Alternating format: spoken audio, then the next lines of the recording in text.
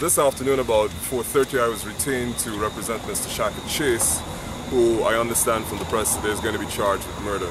I visited him at the Diamond Police Station where I interviewed him at length, and it became obvious within the early minutes of the interview that he had a complete foolproof alibi. I had with me one of the witnesses to the alibi, who confirmed that he was with them from about 11 o'clock in the day, and she actually took him to the East Penitence Police outpost after he had received a message from a policeman that a police officer had been shot and his name was being called. I then discovered after interviewing her that there were at least no less than 8 to 9 witnesses, including a police officer, who were drinking at the same establishment as he was since 11 in the day. I then asked the police at the Diamond Police Station if they would take a statement from the eyewitness who was present there, because we understand that they were about to charge Mr. Chase with murder. She said she couldn't. She then contacted the person I assume who's in charge of the division and immediately reported us in the presence of the eyewitness that we should come to police headquarters, CID police headquarters, Ivleri, where they would take statements from the eyewitnesses. Myself, the witness, and we got in contact with the other witnesses, drove all the way from Diamond Police Station to Ivleri. When we arrived here, we were told that there's nobody here to take the statement, they're not interested, and that we should return tomorrow. My particular concern is, as an attorney, is that a man is going to be charged tomorrow with murder, where there are at least 8 to 9 eyewitnesses who confirmed that he was somewhere else, including a police officer.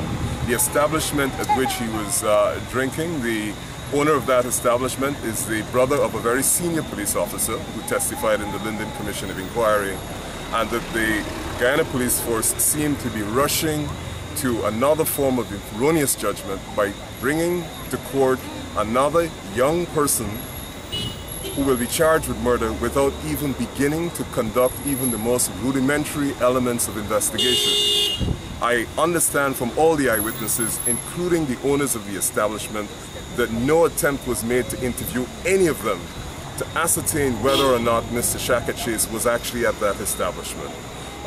These eyewitnesses are here with me. They're available for comment.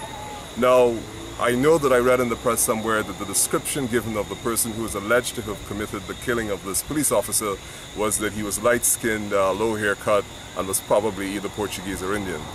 Well, I have to tell you that Mr. Shaka Chase is a person of African descent, has a lot of locks, and there's no way he fits the description that has been in the press.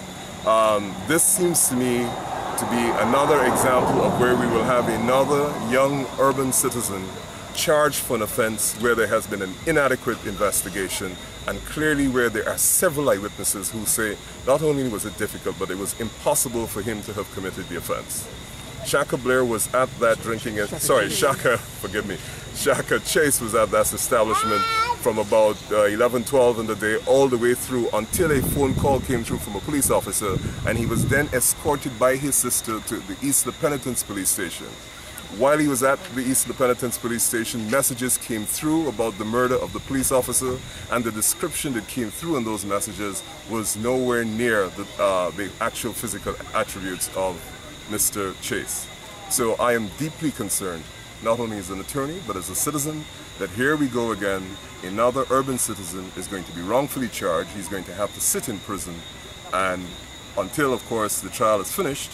The reason why we've held this press conference tonight is because it's the night before they purport to bring him to court, and it is not too late for the police to take these statements.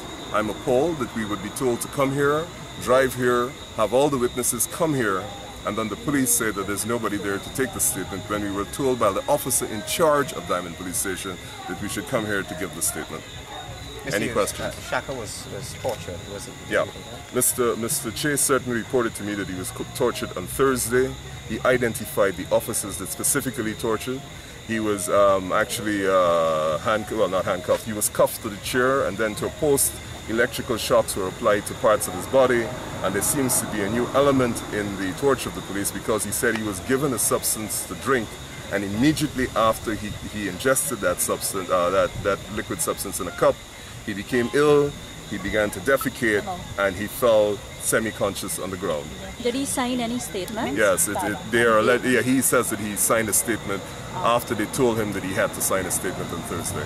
And this police, what can be done between tonight and the possible charges tomorrow? Is there anything that can be done? I think it would be a grave miscarriage of justice if, in the light of the fact that we have several eyewitnesses who confirmed that it was impossible for Mr. Chase to have committed the offense, that they do not institute those charges tomorrow, and at the bare minimum they conduct at least a rudimentary investigation of the statements by the witnesses who confirmed that he was at a totally different location when the incident occurred. So does he know why surprised that a senior officer who is alleged to be one of those alibis is being ignored?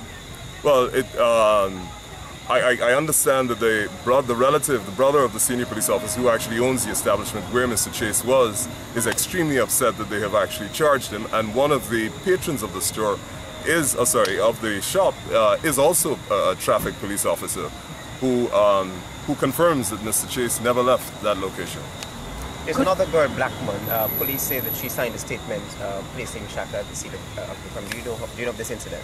I've heard about it. I understand that there's also a recording of an interview with her. I've not had the benefit of that recording. But the whole purpose of this is, those are acts of torture which are separate infringements of citizens' rights. Here we have a man who several people confirmed could not have committed the crime, was clearly at another location, and is going to be rushed to the courts tomorrow, refused bail, when it is evident that the most rudimentary elements of requirements of investigation have not been conducted. Could you possibly entertain, sir, the Henry Green route, where he moved to the High Court to block charges before they were even instituted? Have you thought about that?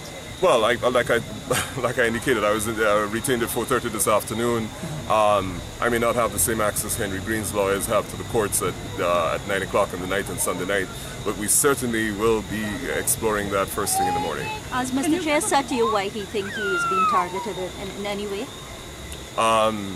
Yeah, Mr. Chase has made some very serious allegations against the police about why he is being targeted. Amongst those allegations, of course, because he's urban, he's of a particular disposition, and that he is poor.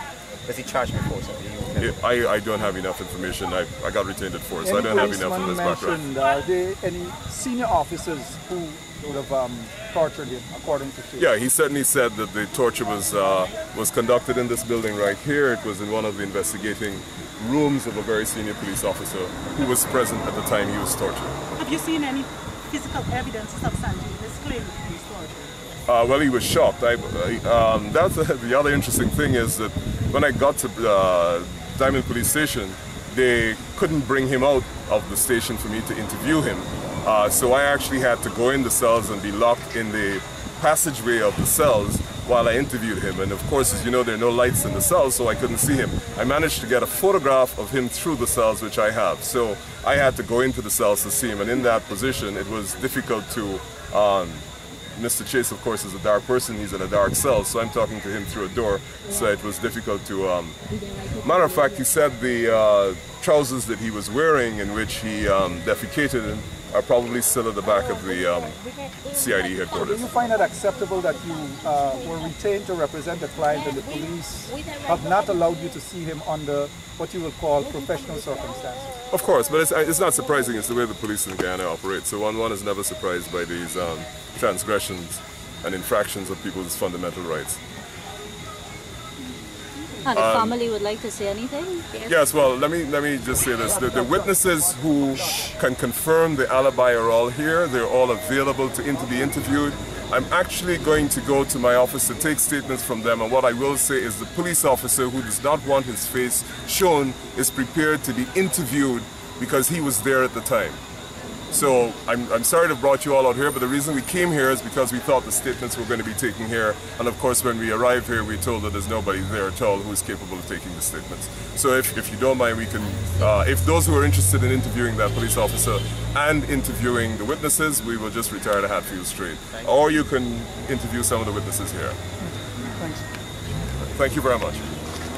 You're one of them? Yeah, you were the sister, you were with him. I'm Shaka Chase's sister. My name is Syrupy. On that day, I cannot remember, on that day when the 27th of April, when they had the barbecue at East Rungle, shop between Trench Road and Zenith. I was with my brother. He was drinking since like about 11 o'clock today. And me and my cousin, other relative friends, it was a whole big little gang thing. And when we was there, we enjoyed ourselves and there. Ups, we get a phone call about like 6:30 minutes to 7. My cousin Keisha called my phone and say, hello, good afternoon. I said, good afternoon. This is Keisha. I said, yes, Keisha. She said, where is your brother Shaka? I said, Shaka's right here. She said, where is his number? You sure? I said, yeah. She said, please give me a number now. I overheard that a police get shot.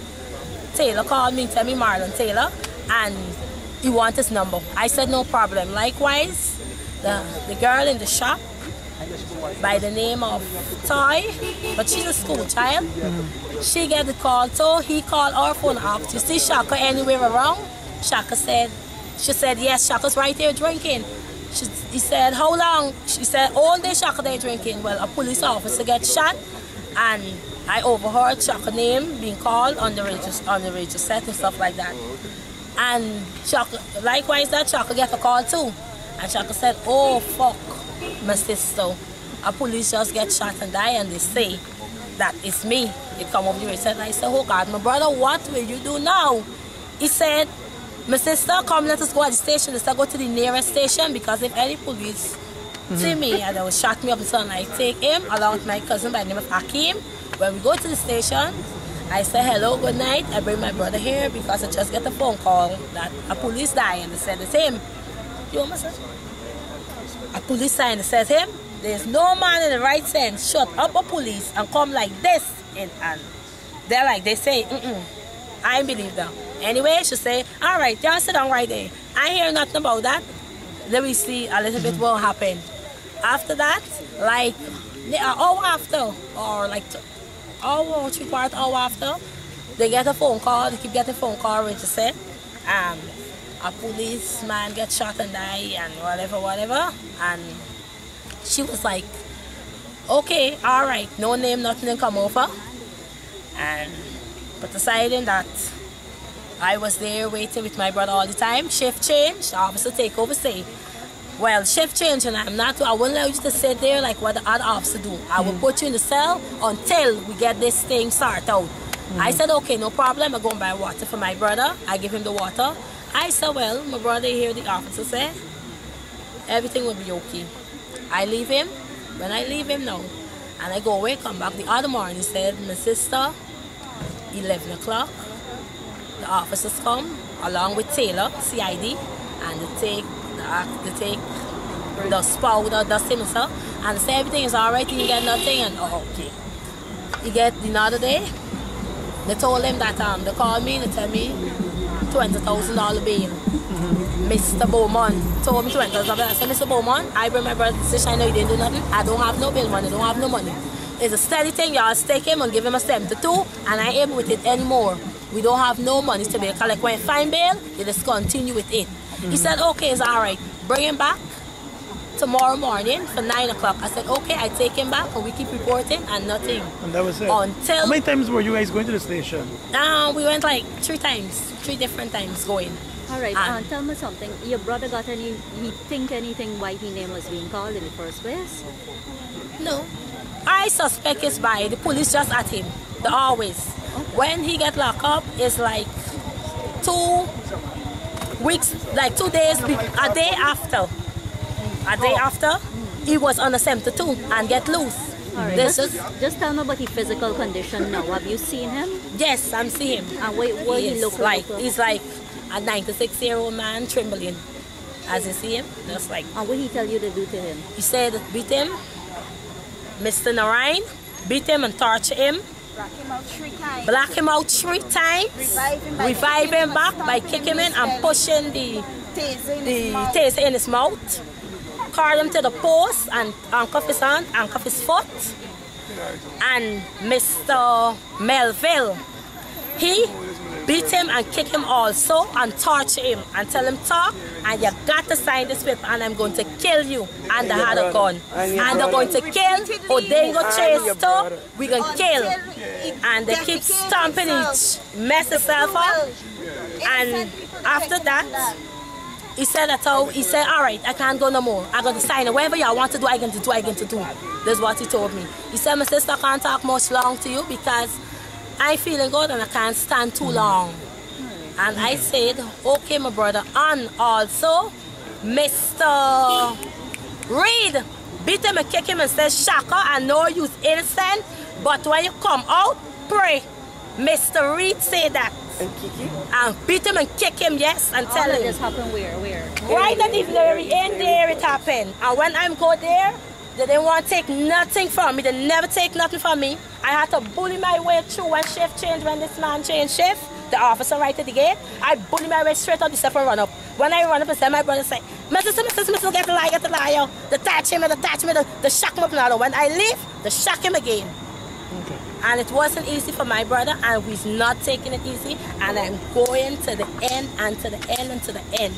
And a big officer like Silal Pasad, how he could stand up as a big officer with a high position and encourage that. I didn't understand that at all. These officers, while we turn them, crapo, that's what I want. We ain't gonna knock them, we ain't gonna shoot them. They need to be to turn them to crapo and have them jumping like a ball. This is time for that. This is not the first person that go in prison for a murder that they didn't know about. But it's now it get highlight. And I'm not a two brothers of God, and I'm going to the end with all